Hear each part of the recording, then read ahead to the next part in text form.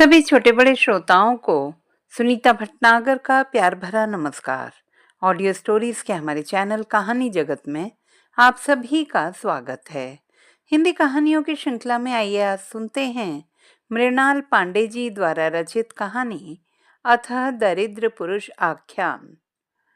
कौशल और मगध अगल बगल के संपन्न राज्य थे जिनके बीच विकट स्पर्धा और हिरस थी। मगध ईर्ष्यावश कौशल का किया अनकिया करने की ताक में रहता था और उसी तरह कौशल्य भी मगध की नाव में छेद करने को सदा तत्पर रहते। वे दिन बूढ़े कहते हैं बहुत अच्छे थे। संसद संसद जैसी और राजा राजा जैसे ही हुआ करते थे। दूसरे के फटे में टांग देने की बजाय सब अपने काम से काम रखते थे। पिता से मिले सिंहासन पर बैठकर राजा दिन रात राज करते और उनकी प्रजा अपना अपना पैतृक धंधा संभालती थी। किसान खेती करते, बुनकर करते बुनकरी। हाथ का काम करने को बढ़ई, लुहार, सुतार, कुम्हार आदि थे। वणिक वाणिज्य करते थे और मल्लाह नाव चलाते हुए मालदार लोगों को नदियां पार कराया करते। वनों में बहेलिए घूमते हुए पशु पक्षी पकड़ते बेचते। हर किसी के बच्चे बचपना करते थे। उन पर निगरानी रखते हुए बूढ़े अपना बुढ़ापा काटा करते थे। जहां तक माताओं बहन बेटियों का सवाल है, सत्पुरुषों के घर में यह नित्यवासिनी थी। कुल औरतें दो प्रकार की होती थी, भली और बुरी।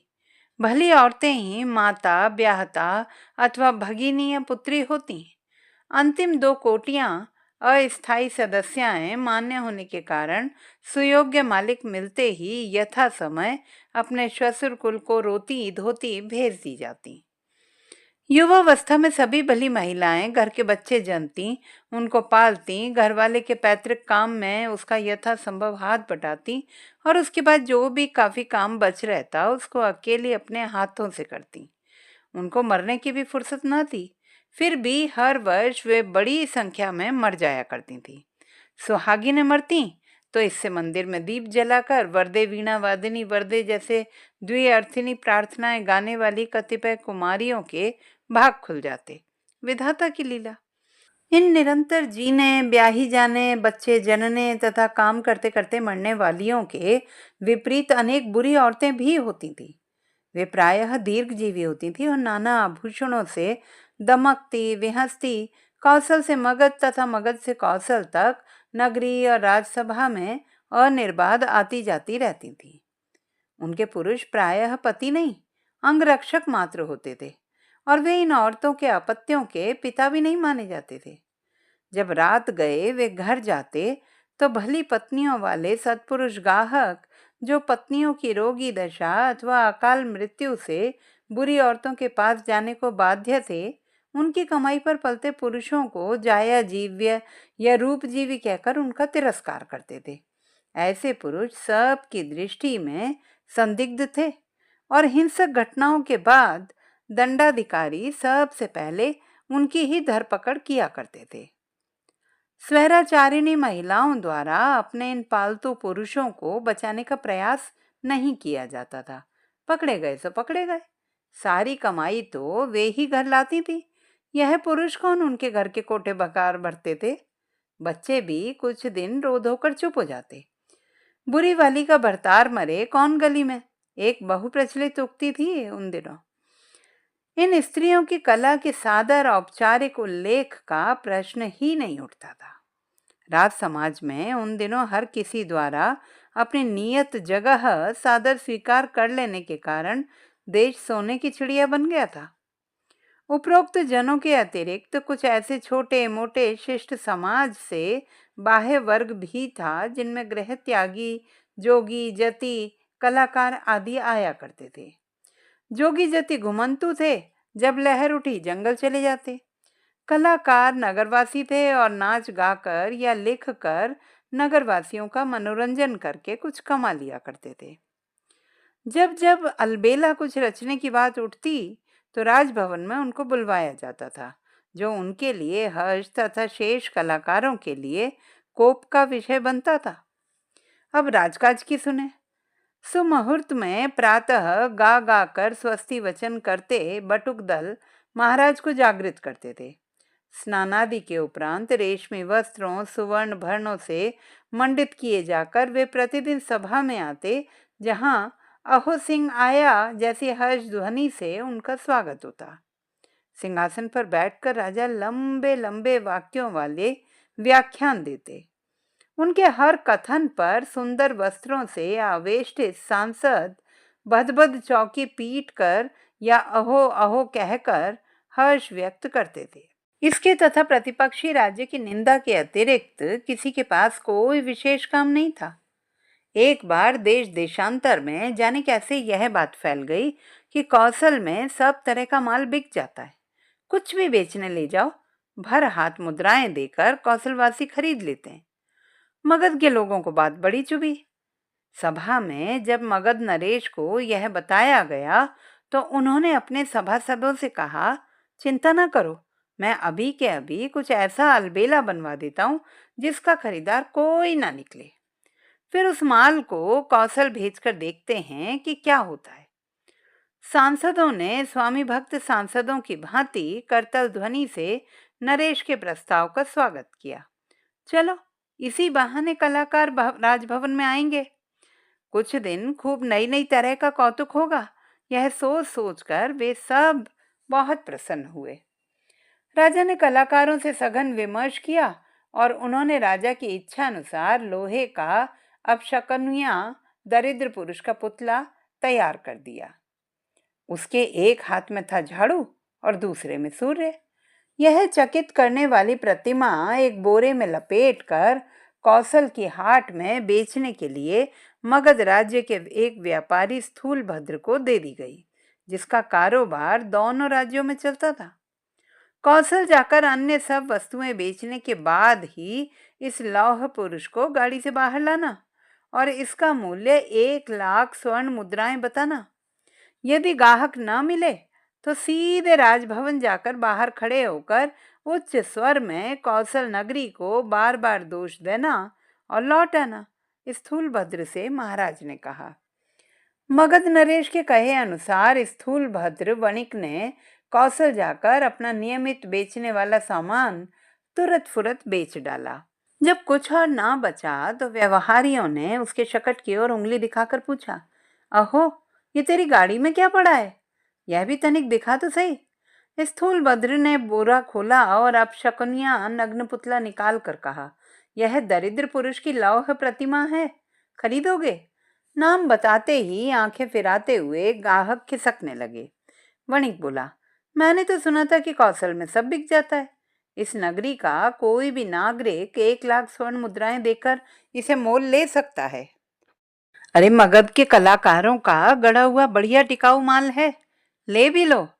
वापस जाकर कहूंगा कि नहीं बिका तो मेरे बंधुगण तुम कौशल वालों की कृपणता का उपहास करेंगे। इसके बाद भी कौशलवासी दरिद्र पुरुष की विरूप नग्न मूर्ति से आंखें फिराकर दूर खिसकते रहे।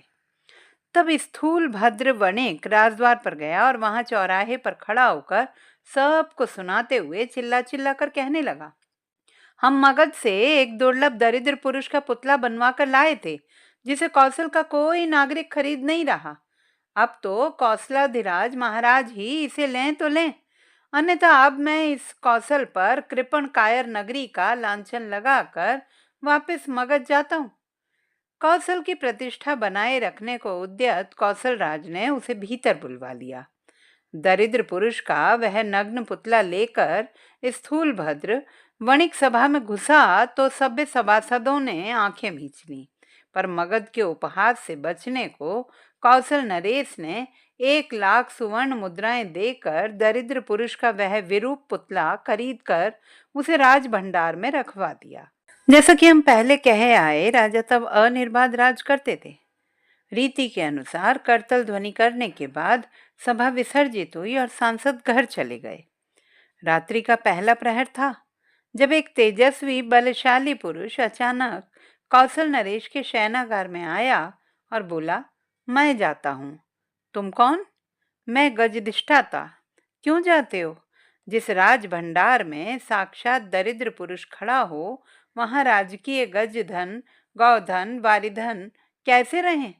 ठीक है, जाओ, कौशलाधीश ने कहा। उसके जाने के रात के दूसरे प्रहर में शयन कक्ष में लाल वस्त्रधारिणी एक दिव्य महिला आई। महाराज, मैं भी सबल बल चली।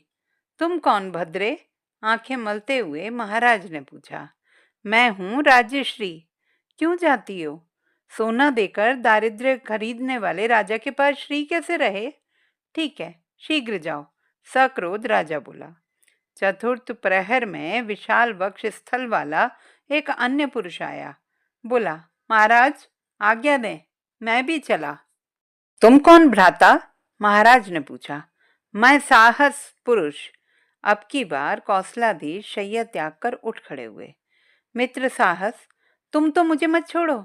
तब आपने दारिद्र्य क्यों खरीदा? जहां दारिद्रता है वहां साहस कैसे रहेगा? तू मेरे पास था तभी तो इसे खरीदा।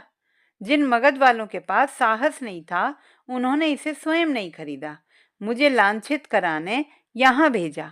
यह कहकर महाराज ने छुरा निकाला और कहा, तुम मुझे बस 2 माह का समय दो, मैं इस दरिद्र पुरुष का लाभ उठाऊंगा, फिर इसे हटा दूंगा।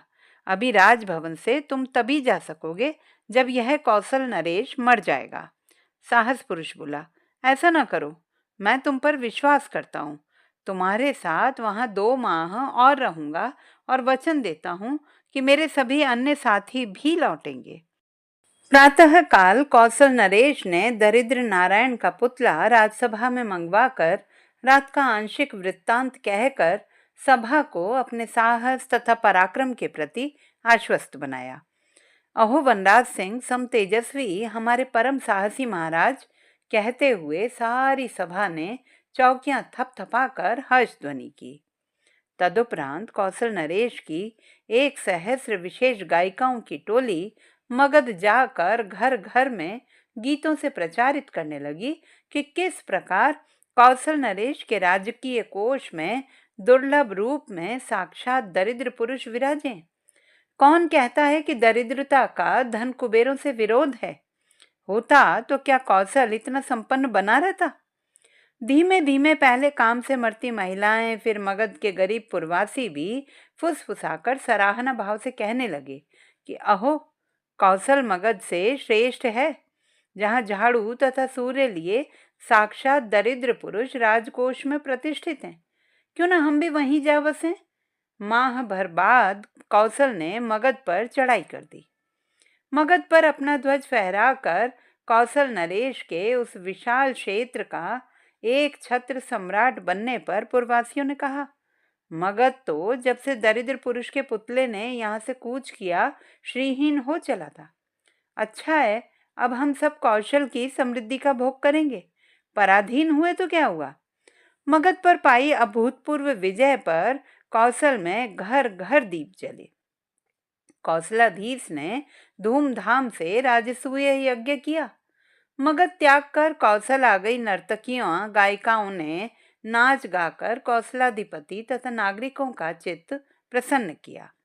जब स्थिति तनिक शांत हुई तो समाचार मिला कि कौशल की समृद्धि का सुन सुनकर गंगा के पश्चिम से कुरु पांचाल के राजा अभिमल्ल की एक विशाल अक्षौहिणी कौशलाधीश के साम्राज्य पर चढ़ाई के लिए तैयार हो रही है। इस दरिद्र पुरुष ने अपनी निर्माता नगरी को तो फटेहाल बना ही दिया। अब मेरे लिए दरिद्रता को सादर रखने का प्रयोजन पूरा हुआ।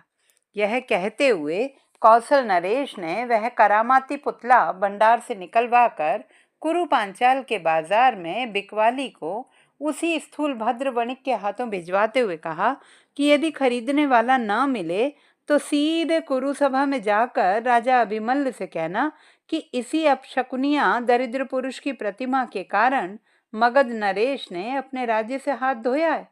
अब इसे यदि राजा अभिमल्ल न खरीदेगा तो अर्थ होगा कि कुरु पांचाल वालों में कौशल द्वारा पराजित मगध से भी कम साहस है। यह कहते हुए कौशल नरेश ने वह करामाती पुतला भंडार से निकलवा कर कुरु पांचाल के बाजार में बिकवाली को उसी स्थूल भद्र वणिक के हाथों भिजवाते हुए कहा कि यदि खरीदने वाला ना मिले तो सीधे कुरु राजसभा में जाकर राजा अभिमल्ल से कहना कि इसी अपशकुनिया दरिद्र पुरुष की प्रतिमा के कारण मगध नरेश ने अपने राज्य से हाथ धोया है। अब इसे यदि राजा अभिमल्ल ना खरीदेगा तो इसका अर्थ होगा कि कुरु पांचाल वालों में तो कौशल द्वारा पराजित मगध से भी कम साहस है।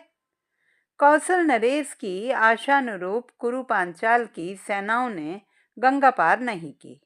इस प्रकार दरिद्र पुरुष के निर्माण तथा दरिद्रता के कूटनीतिक महत्व विषयक यह आख्यान समाप्त हुआ।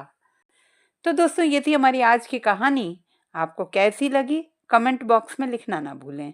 चैनल को सब्सक्राइब करें, लाइक करें और मित्रों के साथ शेयर करें।